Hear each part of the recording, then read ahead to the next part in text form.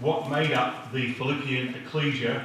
And by the end of tonight, hopefully we'll feel a fellow feeling. We'll have an understanding of who the Philippian ecclesia was. We're going to consider the founding members of the Philippian ecclesia, how the ecclesia was formed, and then jump into the epistle and have a look at some of the insights that the epistle gives us of this ecclesia also. So the background, of course, as we had read for us, revolves around the Apostle Paul's journey. And as we know, he came through the area, as we commence in verse 6, Phrygia and Galatia, and he was forbidden, as we see at 2 points. And so if we trace his journey from there, that wasn't supposed to happen.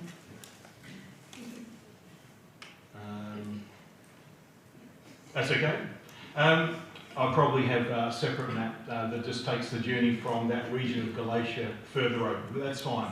But at this point, just come with me to Acts 16 and verse 4. Just step back a couple of verses, because here's the way in which the Apostle Paul went through this journey. He went through the cities and delivered them the decrees for to keep that were ordained of the apostles and elders which were at Jerusalem. The word decrees there is the Greek word dogma. We're going to do some Greek tonight. And I hope you're up for some Greek. Hopefully by tonight you'll know some extra Greek words. The word dogma means teachings, doctrines, ordinances, and laws. And this was supposed to happen. Because we have the equivalent of the Apostolic doctrine and practice encased in the Birmingham Amended Statement of Faith, which is a summary of the doctrines which represent the truth of Jesus Christ and the apostles. And if you can read that fine print, it also has the truth to be received, the doctrines to be rejected, and the commandments of Christ that all form our basis of fellowship. And we are grounded and we stand upon that basis. If you just go to verse 5 reads, and so, in other words, in this way, or having this foundation, and so were the ecclesias established. And that's a strong word, isn't it? They were grounded upon a foundation in the faith and increased in number daily. Now, when we open the book of Acts, we find that the original Jerusalem ecclesia continued steadfastly in the apostles' doctrine and fellowship and breaking of bread and in prayers. That was the basis upon which the original Jerusalem ecclesia was founded. And the Apostle Paul is continuing in the same way to put a structure beneath the establishment of ecclesias as he went through the region of Phrygia and Galatia, and we're going to have him now entering into Greece tonight. If we just come back to chapter 15 and just verse 41, the Apostle Paul that we read there went through Syria and Cilicia, confirming the ecclesias. And the word confirm means to stand firm upon a solid basis. It's the Greek word epistedizo. Epi means upon, and stedizo means to stand.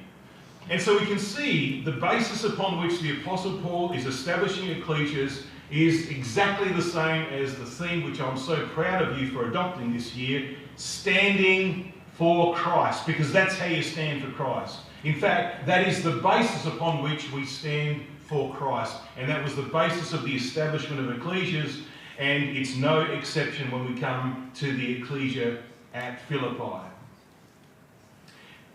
Now we know that because there are epistles, and the epistle to the Corinthians, which, let me just go back here. For those of you who need some geography, just go back here. Just right over to the left is Greece. For those of you who didn't know, that is the country of Greece. The southern portion of Greece was called Achaia, and the northern part of Greece was called Macedonia. And the Corinthian ecclesia was in southern Greece, in the Achaean region. And as we know, when we read the book of Corinthians, they had a lot of challenges in doctrinal understanding, in matters of practice. They had disorder and disarray in their ecclesia.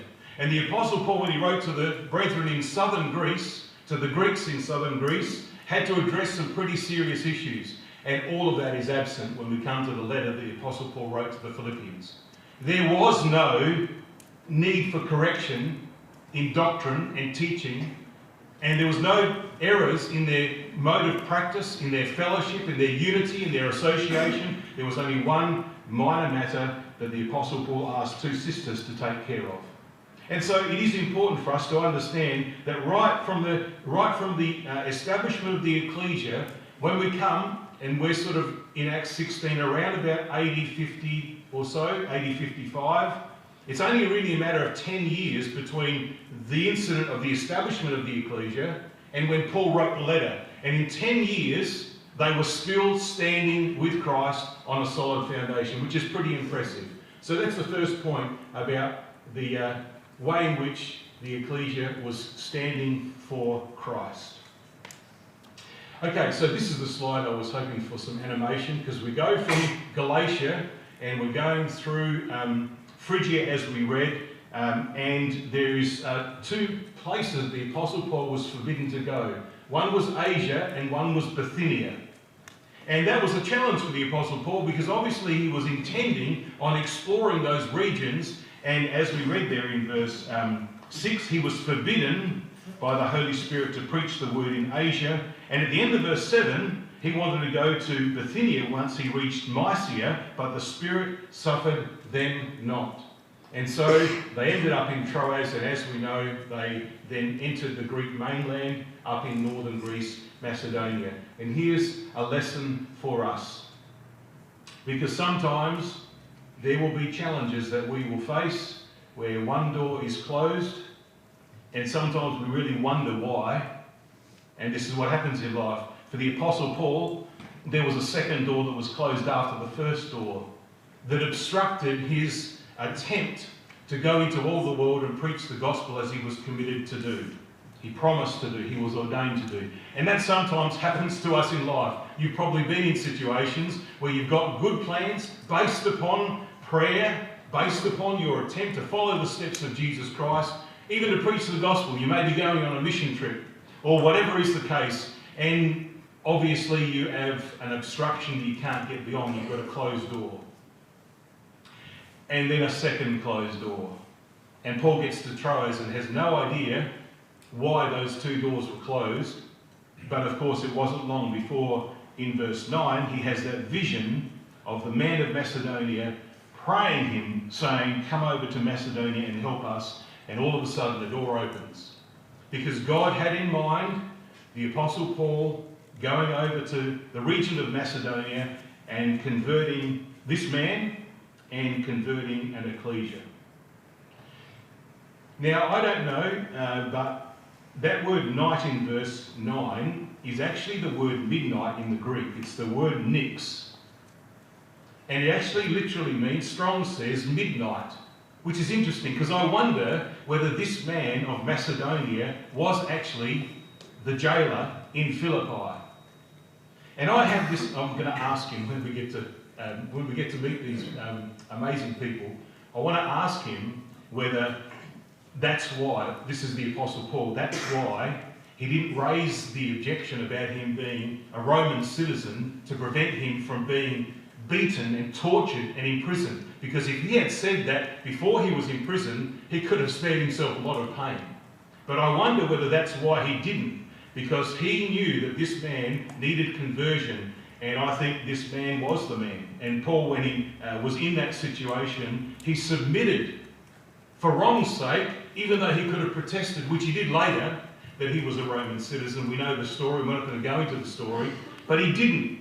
And I also believe that what he set in motion by his submission for wrong's sake and allowing himself to be tortured and imprisoned, actually, for those of you who are interested, sets him as an amazing type of Christ. You can follow this chapter through, and if you're interested, I've got a Bible marking comparison between Paul in Philippi and Christ, and you can follow his trial and his suffering and his death and his burial and his resurrection and the preaching of the gospel after his resurrection. You can follow it all the way through. It's just quite an amazing story, but that's not our subject for tonight.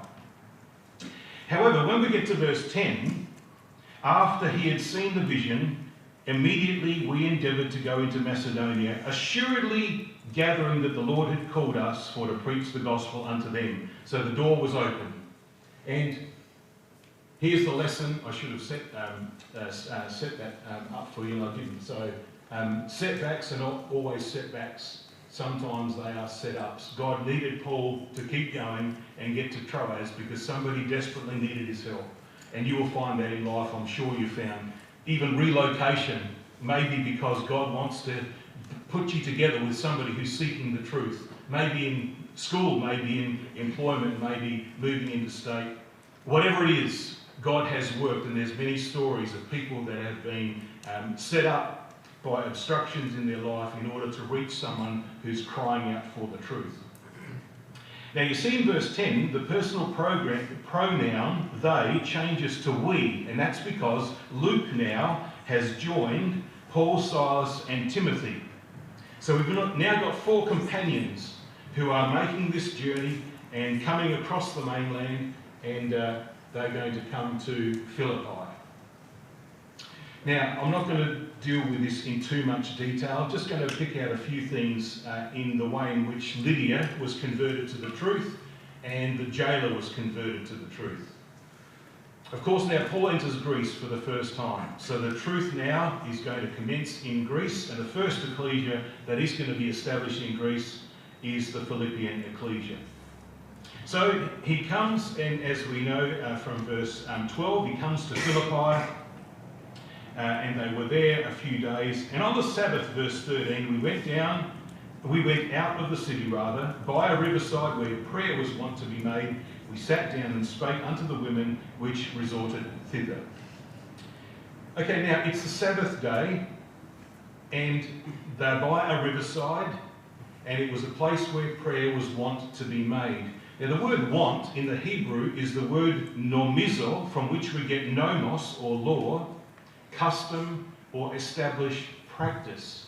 So this was just not a sort of a place where people gathered to pray. This was actually an established practice.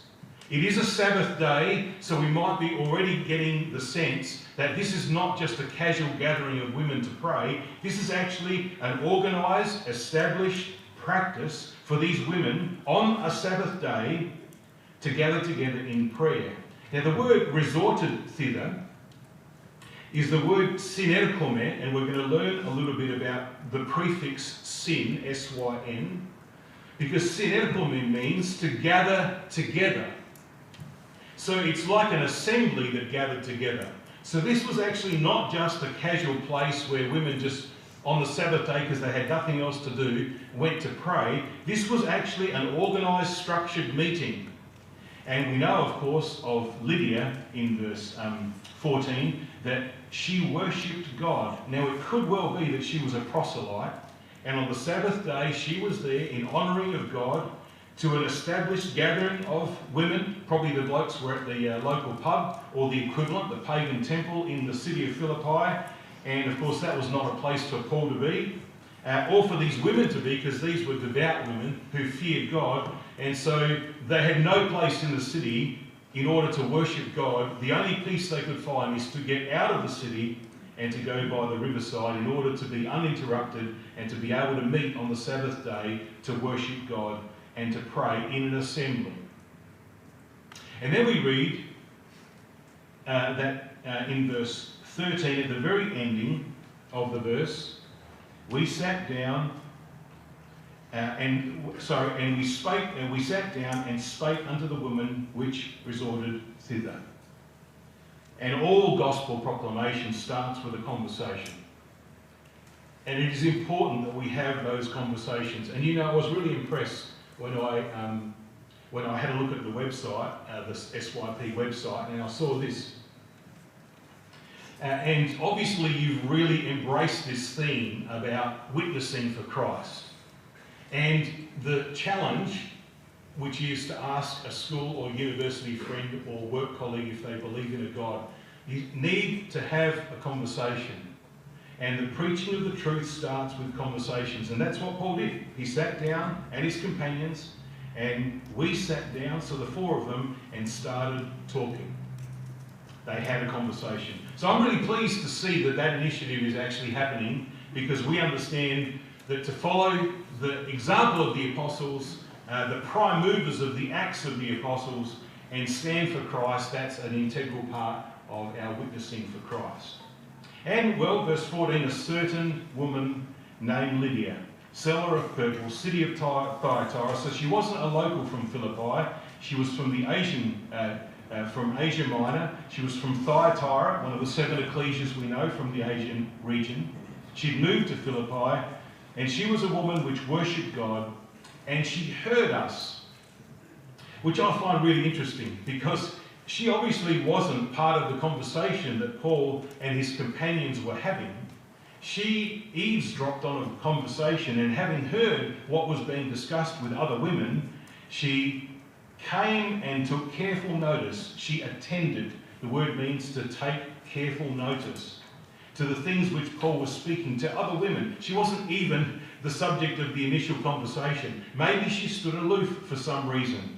The other women are not mentioned as worshipping God. She's the only one. And she may have been a fully fledged proselyte of the hope of Israel, but of course not embracing Christ. She worshipped God, and we don't know. This is a little bit of conjecture, but I'm adding that because they gathered on a Sabbath day in a gathering, an assembly.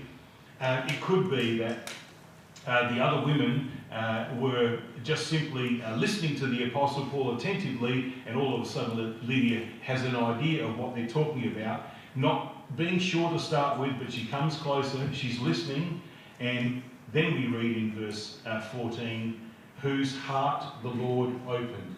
You know, that is a really beautiful and important expression. A really beautiful and important expression, because God is the one that opens hearts. Sometimes we think that the truth is found by people who can just be intelligent enough to study the Bible properly. And that's possible, but the real reason the Scripture gives us as to why people find the truth is because God actually gifts it to them. The truth is a secret, and God decides who will be given it and who will not. And there will be people that will be amazing at Bible study, give their whole lives to Bible study, and who will never see the truth. Because God, we know, gives strong delusion to the apostasy to believe a lie. He did it to Israel. Isaiah says, because the nation in Isaiah's day said to the prophets, we don't want to hear, Isaiah, your message. Your message is really, really so irritating, we just can't stand it anymore. Would you please stop talking to us, close the Bible, don't speak on God's behalf, we'll find somebody else to replace you. And God says, that's fine. Isaiah, if they don't want to listen to you, I'll close their eyes, and I'll close their ears, and I'll close their hearts.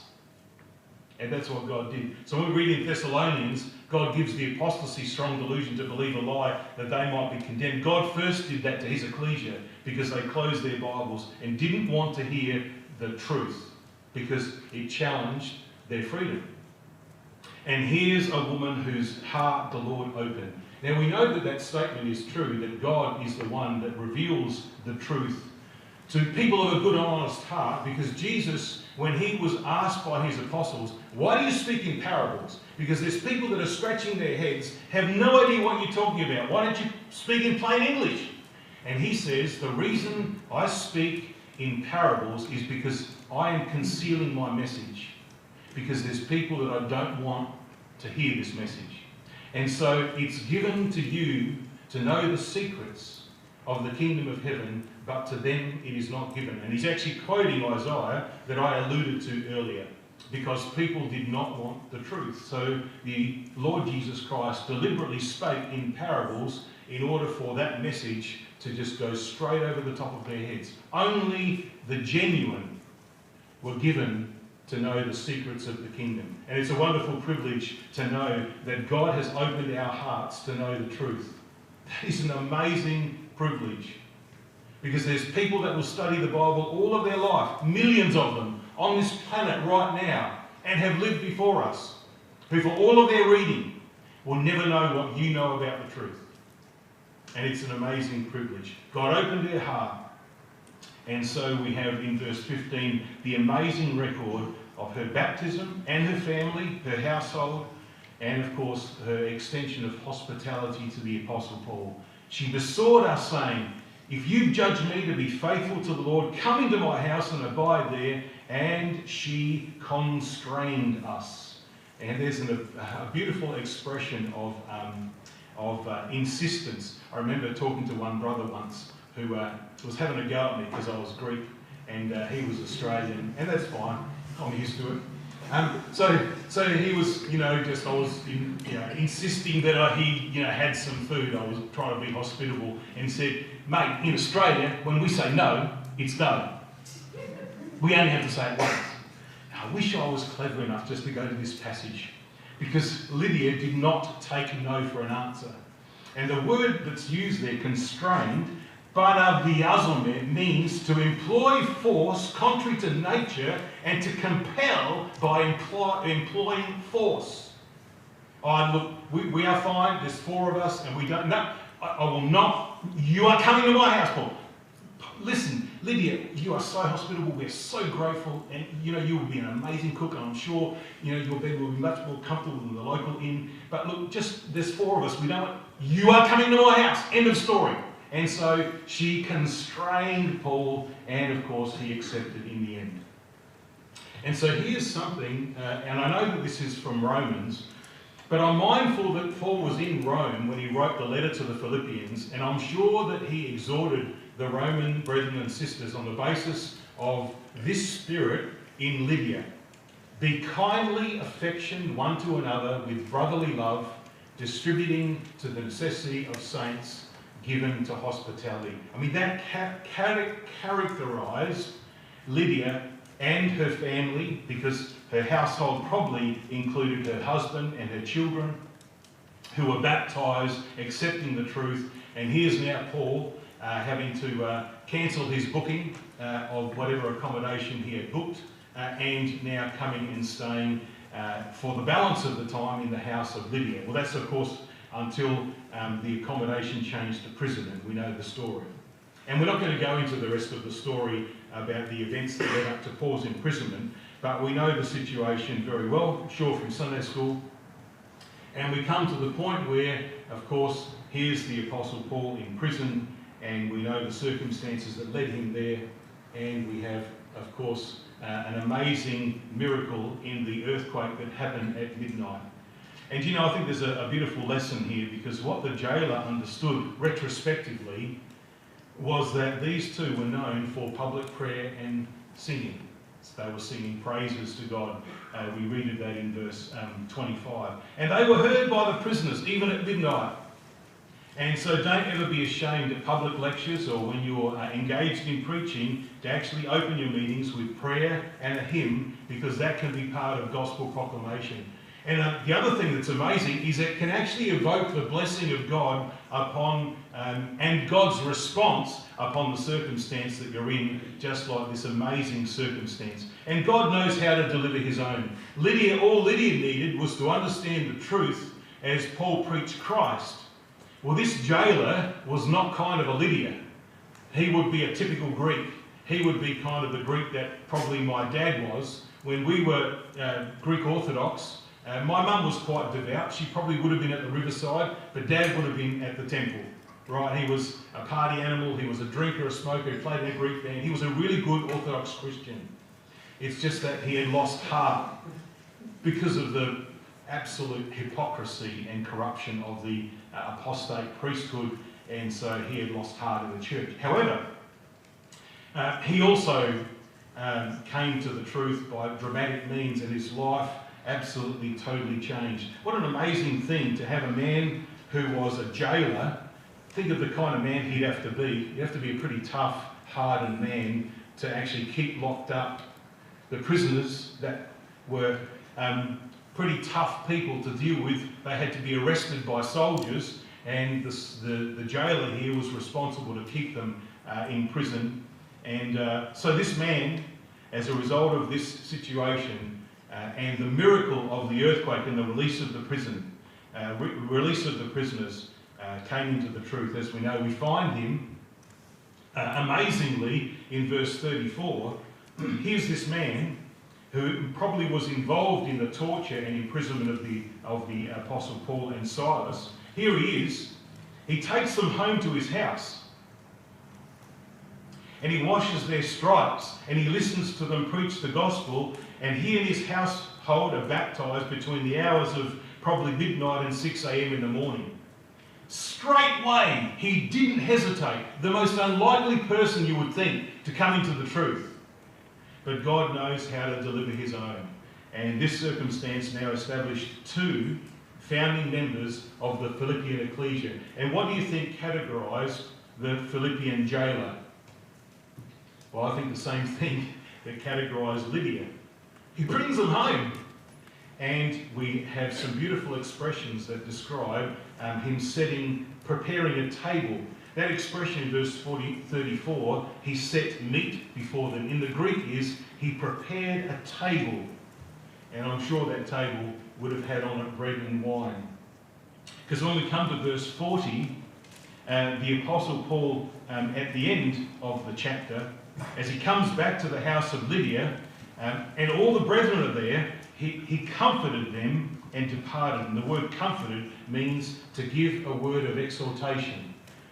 And so we have in this ecclesia, both in this night and the following night, when the Apostle Paul was to leave, he left having broken bread with the brethren and sisters in the newly founded Philippian ecclesia. And there was these 2 members, Lydia, the seller of purple, and the keeper of the prison. What is an amazing thing when Paul wrote these words about his gospel proclamation efforts in Greece, he noted this about Jews and Greeks.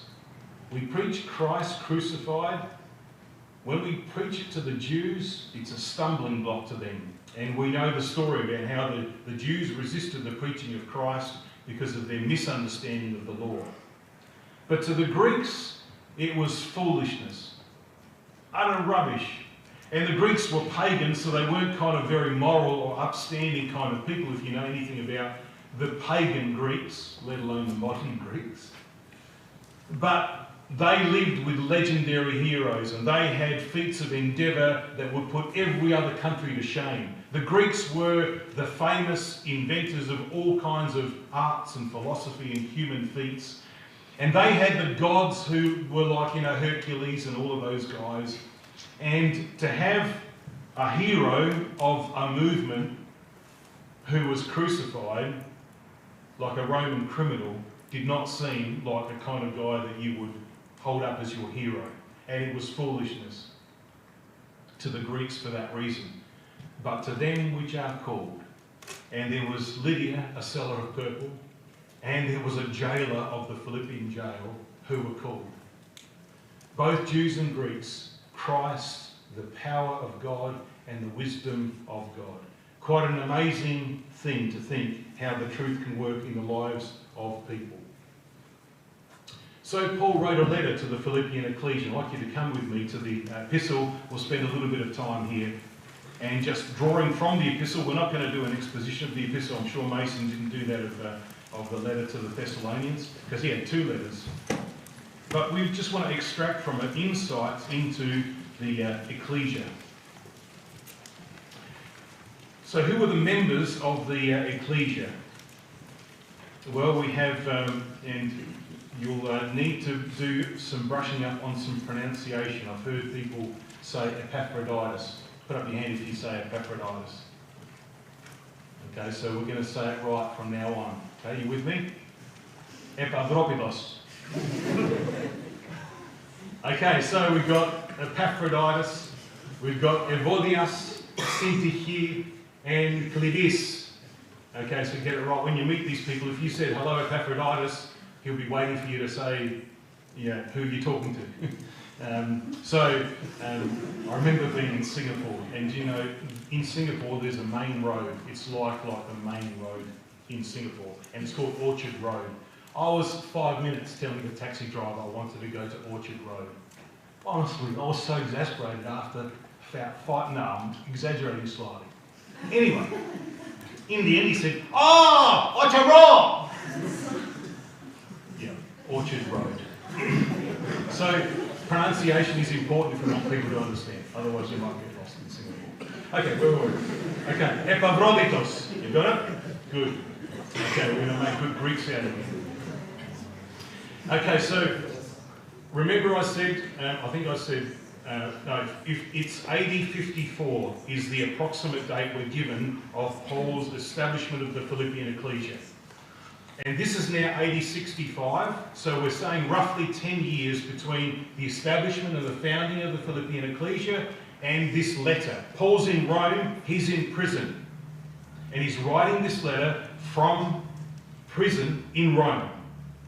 And Epaphroditus, has come over to chapter 4 and verse 18 of Philippians. Epaphroditus, who was a member of the Philippian ecclesia, was sent by the ecclesia to give Paul financial assistance. But I have all and abound, I'm full, having received of Epaphroditus the things which were sent from you, an odour of a sweet smell, a sacrifice acceptable, well pleasing to God. Now just come to chapter 2 and verse 25. Paul's going to send Epaphroditus back. Epaphroditus reached him in Rome with the financial assistance that was sent by the Philippian ecclesia, and Paul's now going to send him back. And it seems as though, reading between the lines, once Epaphroditus, who's the same person anyway, he's called Epaphras in some places.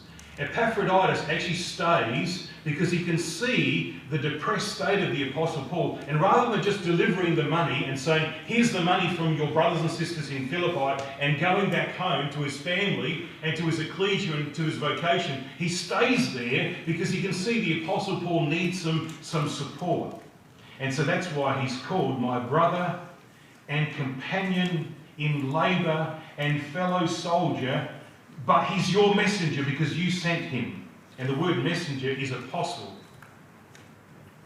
And he that ministered to my wants. So he did much more than just bringing an envelope of cash to help the Apostle Paul pay for his debts and his funds. He actually stayed there and supported him in prison. We don't know how long for, but in the end, Paul insisted that he go back. He had a family, no doubt, and he had work to do in his home ecclesia. Now, look at the way in which the Apostle Paul describes him. And when he says that he ministered to my wants, the word wants is the Greek word chrea, which means debts. And we might think to ourselves, what debts would the Apostle Paul have? Well, if you take a note of Acts 28 and verse 31, where was Paul?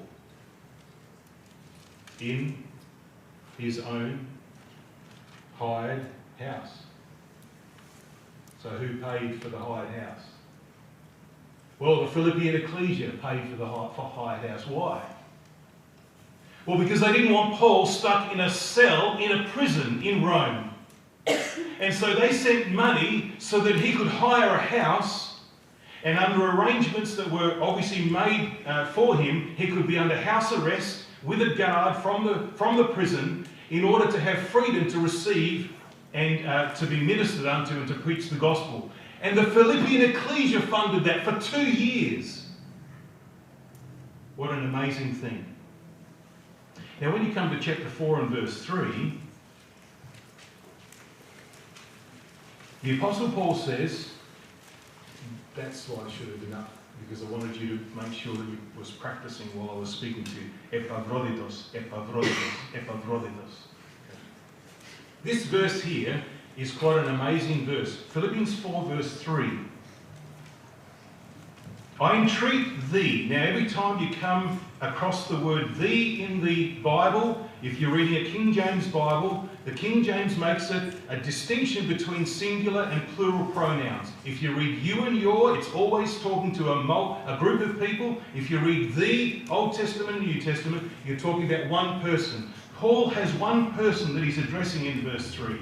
I entreat thee also, true yoke fellow. And I believe that's Epaphroditos. We read about him in chapter 2 and verse 25. My brother, my companion, my fellow soldier, ministered to my wants. And here's a message to to Epaphroditus, my true yoke fellow, to help those women which laboured with me in the gospel, with Clement also, and with other my fellow labourers whose names are in the book of life. Now I've highlighted in yellow 4 words that begin with a prefix sin, S-Y-N. And that word sin, it comes into the English like synonyms, synergy, words like that, means together. And here are those 4 words. You wouldn't know them unless you looked them up in a concordance. Yoke fellow is syzylos. Helper is silambano. Laboured with me is sin athleo. And fellow labourers, sin ergios. And you can guess probably athleo, because that's where we get our English word athletics. And synergy comes from the word sin ergos. So those words describe the way in which this ecclesia worked together. But not only together, together with the Apostle Paul. So they were yoked together, was Epaphroditus and Paul, locked in service together, inseparably yoked together. The word help, Paul is directing Epaphroditus. I believe this is Epaphroditus, okay? So this is, I'm going to say conjecture, but it starts with con and you'll think I'm having a lend of you. But do you know what I mean? I'm asserting something that I'm saying is conjecture, and I'm giving you a possible identification of who this individual might be, but I'm going to let you be, don't go saying Uncle Con said this is Epaphroditus. I'm just telling you that this is my personal view. But he's asking him to help those women which laboured with me in the gospel. And the word help is no ordinary word. The word silambano, and I'm going to read straight from Strong's Concordance, right? The definition of this word, silambano. Thea. Okay, so he's authoritative. To seize, to take as a prisoner in a hostile sense, to make one a permanent prisoner. And that's why I have this very, very faint suspicion that this is a hint that Epaphroditus is the Philippian jailer. Because Paul is saying to this person, who sounds like the Epaphroditus we read of in chapter 2, you know about how to keep prisoners, Epaphroditus. Well, he uses this word, an amazing, strong word. It has an alternative meaning. It means also to hold together and to help and to support. But its primary meaning would be recognised by Epaphroditus. You know how to guard people, Epaphroditus. It's your trade, or was. Well, I want you with the same diligence to take these women under your care and to admit them into your care and never release them from it. They're going to be your prisoners, but not for punishment or incarceration. They're going to be your prisoners because you are going to support and help them because they are labouring with me in the gospel. Now, isn't it amazing that these sisters are his first interest? Maybe these were some of the women at the riverside, and maybe there was a number of women that were converted to the truth. And obviously Paul recognised the valuable contribution of these women to his service and his ministry, and with Clement also, and with other my fellow labourers. Whether that's the case or not, then I'll leave it up to you. Just come to chapter 2 and verse 29. In that section we started off about Epaphroditus, who Paul now is sending back to the ecclesia after he reached Rome with the financial aid. And I wonder now if Epaphroditus was the person who gathered together this collection for the Apostle Paul. If it is Epaphroditus, because he's the one that imprisoned him and incarcerated him in Philippi, and you can imagine him saying to the brethren and sisters, Paul's in Rome, and I don't want him in a prison. I put him in prison in Philippi, in our town. I don't want him in a prison. Let's raise money so that we can fund him to be in his own hired house for the period of time he's in Rome, because we don't want him in a prison with other rowdy and unruly prisoners in terrible conditions. He's in his own hired house because of this amazing ecclesia. Look how generous they were. Philippians 2 verse 29. Paul says about Epaphroditus, who is sending back, receive him therefore in the Lord with all gladness. There's a picture for you to look at if you want to look at that while I'm talking, because that's an illustration of the sin words that I was talking about and the way in which the Philippian ecclesia was locked in together in synergy with Paul. Okay, back to verse 29 now. So let's come back. Receive him therefore in the Lord with all gladness. Hold such in reputation. He deserves to be respected because of what he did. Because for the work of Christ he was nigh unto death, not regarding his life to supply your lack of service to me. Or to paraphrase it, because you weren't able to come here yourselves, Epaphroditus provided in your absence everything you would have done if you had been here with me in Rome. And Epaphroditus risked his life. He was nigh unto death because he didn't care about his own health and well-being. He was focused on supporting the Apostle Paul. What an amazing man this was. And he was a representative of the Philippian ecclesia, who together were the greatest supporters of the Apostle Paul. Now, this letter that the Apostle Paul wrote to the Philippian ecclesia about 10 years after he founded the ecclesia, when you come back to chapter 1 and verse 1, we actually find that by this time the ecclesia is actually established, well and truly established. Look at how Paul commences this letter. Paul and Timotheus, servants of Jesus Christ, to all the saints in Christ Jesus which are at Philippi, with the bishops and deacons. So the ecclesia was structured now with appointed arranging brethren and serving brethren who exhorted lectures and gave Bible classes, and with committees to run SYP and NYG and SYG and IAC and CSSS and CSSA and HCA and JPC and AYC 2023. This was a fully functioning ecclesia. In 10 years, and they never regressed from the positions the Apostle Paul established them in, and they never held back from their support of the Apostle Paul. Come to chapter 4 now, and I just want to paraphrase. Those of you who know me know that I'm a little bit want to do paraphrases. I don't always find translations that I agree with, so I make my own, called conversion. That was supposed to be funny. I also make up definitions of words, and I call that my lexicon. Okay, so Philippians chapter 4. I'm going to paraphrase from verse 10, but I'm going to do it because I want to just not embellish. I want to try and convey the sense of what Paul is saying about the uniqueness of this ecclesia. And I'm just going to put up one little excerpt that we're going to focus on from this little section. Quite an amazing thing. Okay, so you can read along with me in your version as I give you my paraphrase. So I'm starting at Philippians 4 verse 10. We'll go through to verse 18. But I rejoiced in the Lord greatly that now at the last your care for my needs has flourished again. He's in prison, he's in Rome. They funded for 2 years a hired house so that he spared the pain and anguish and incarceration of prison. This shows that you genuinely care for me. It's just that you simply don't have the opportunity being so many miles away.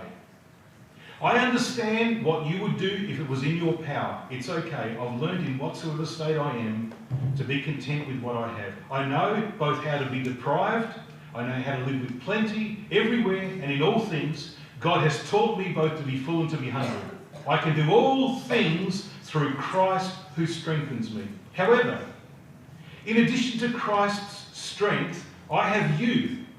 And you have also done me well, because you have shared the burden of my affliction with me and lightened my load. Now, you brothers and sisters in the Philippian ecclesia know also that from the time that the preaching of the gospel in Greece began, when I departed from Macedonia, no other ecclesia communicated with me about how they could send financial assistance to me and whether I would receive it. You were the only ones. that says a lot about this ecclesia. For even when I was in Thessalonica, you sent contributions to me more than once in order to provide financial support for my needs. Not because I desired financial assistance. All I desired was the fruit of your good deeds, so that God might account you as abounding in administering to the saints. But I have all I need, and much more than I need. My purse is full, having received from Epaphroditus the financial support which was sent from you, which is an odour of a sweet smell, a sacrifice acceptable, well-pleasing to God. I know you have sacrificed much, and have gone without in order to send me this financial contribution. I pray God that he will recompense you and supply all your needs, not only sufficient for your daily bread, but according to his eternal riches and glory, that which will sustain you forever in Christ Jesus. That to me is beautiful. That tells us how amazingly supportive, caring and loving and hospitable and generous this ecclesia was to the Apostle Paul. It also tells us how much the Apostle Paul appreciated them. Okay, so 2 Corinthians chapter 11. This is another reference which sheds some light into the generosity of this ecclesia. 2 Corinthians 11 verse 9. Now Paul's talking to the Corinthian ecclesia, which is in the southern region of Greece, and he's talking about the ecclesias to the north in Macedonia, and of course Philippi and Thessalonica were those two ecclesias in the Macedonian region. 2 Corinthians 11 verse 9, when I was present with you and wanted, that is, I was in need financially, I was chargeable to no man. I didn't even tell you that I had no money and I had debts to pay, which were debts that he incurred in preaching the gospel, just for his daily necessities. For that which was lacking to me, he's telling the brethren in Corinth this, that which was lacking to me, the brethren which came from Macedonia supplied, and that's a reference to the Philippian ecclesia. We've just learnt that from Philippians chapter 4.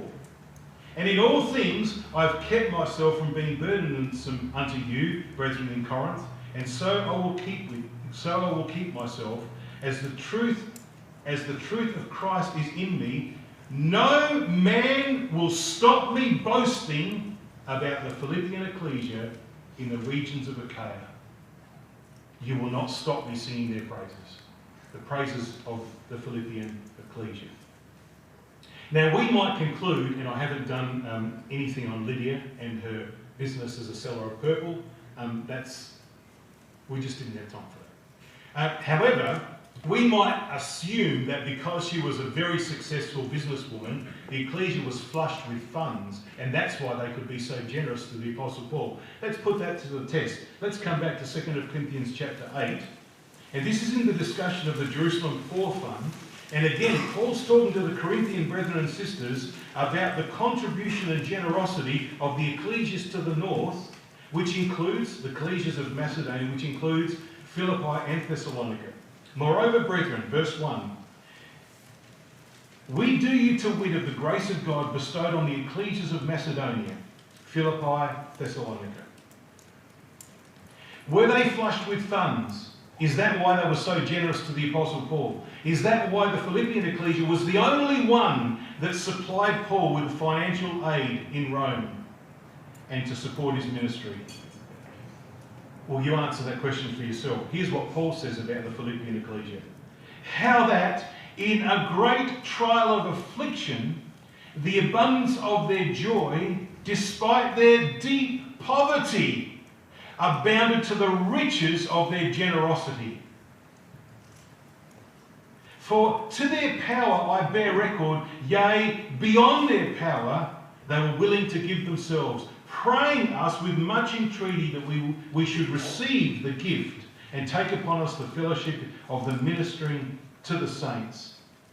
And this they did not as we hoped, or this they did beyond what we expected. They gave beyond their ability to give. They actually suffered deprivations themselves and sacrificed what they needed in order to give to Paul. in order to provide financial assistance to the brothers and sisters in the Jerusalem ecclesia who were going through the famine. They gave beyond their power. And they were willing. They even said to Paul, Paul, you need to take this. They prayed us with much entreaty. You can imagine Paul saying, you can't afford this. And they said, Paul, take it. We want to give it. And Paul would say, but what are you going to have? Don't worry about us. Just take it. This they did, and it blew us away because it was beyond our expectations. That was the true financial state of the Philippian ecclesia. So you don't have to be flush with funds to be generous. You just have to be willing to give, to be generous. And that's what characterized this amazing ecclesia. Three things. Amazingly hospitable. And when they couldn't provide hospitality for the Apostle Paul, they paid for 2 years hiring a house for him in Rome. What an amazing ecclesia. And their care for him. And their generosity to him. That was the spirit of the founding members of this ecclesia. It was the spirit of Lydia, and it was the spirit of the Philippian jailer. Whether he was Epaphroditus or not, we've said is conjecture. I'd like to ask him one day, because it sounds to me like the record hints to that conclusion. So there's the exhortation for us. So what do we stand for? The Philippian ecclesia stood for something. They had a reputation. Well, let's use the words of the Lord Jesus Christ. He describes the righteous at the judgment seat. And this is what the righteous do. I was hungry, and you gave me meat. I was thirsty, you gave me drink. I was a stranger, you took me in. I was naked, and you clothed me. I was sick, you visited me. I was in prison, you came to see me. I mean, Lydia and the Philippian jailer and the Philippian ecclesia, all over it. What about us? Is that what characterises? I'm getting tired and it's the end of the day, so you have to forgive me for getting tongue-tied. I mean, characterise. But what are we like? Like, honestly, what are we like? When it comes to hospitality and care and generosity, what characterises us? Just amongst ourselves. Do we actually care for people? Do we know what's going on in their life? Do we take an interest? Are we hospitable? Would you go to the supper table and grab a plate of supper and go to somebody who you've never spoken to before and say, here, this is for you. I'd like to give this to you. Would you just talk to someone that you've never spoken to before? Lydia invited Paul into her home and, in fact, had him stay. And so did the Philippian jailer. And how generous are we? So many circumstances in today's world, not just in preaching the gospel that needs financial support, but our brothers and sisters also need support. Our brothers and sisters that we've heard about, the Iranian refugees, need support. So are we digging into our pockets and are we giving financial contributions to Christadelphian welfare needs? Like, that's what characterised, I'm going to get stuck on that, the Philippian ecclesia. That's the lesson for us. The other lesson for us is to make sure, and that's why this is mentioned first in Acts 4 verse 42, before they had all things in common and they were of one accord, because unless we stand on a solid basis, then all of our good works and our care and our hospitality and our generosity actually are not going to be of any credit to the Lord Jesus Christ. We've got to stand for Christ in the things that matter. And so we bring our study to a close by a picture. It's a picture of the ruins of Philippi. There was an ecclesia there once. The truth came to Philippi, and all there is now there is ruins. And its ruins stand as a testament to an eternal truth.